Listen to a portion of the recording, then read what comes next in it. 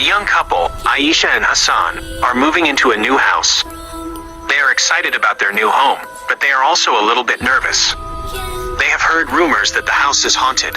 Aisha is setting up the living room while Hassan is in the kitchen unpacking groceries. Aisha suddenly hears a noise coming from the kitchen.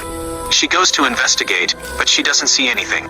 She calls out to Hassan, but he doesn't hear her. She starts to feel scared. She goes back to the living room and sits down on the couch. A few hours later, Aisha is in bed.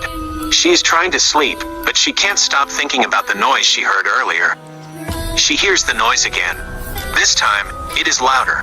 It sounds like someone is moving around in the kitchen. Aisha is terrified. She doesn't know what to do. She wants to call out to Hassan, but she is too scared. She closes her eyes and tries to block out the noise. The next morning, Aisha tells Hassan about the noise she heard. Hassan doesn't believe her at first.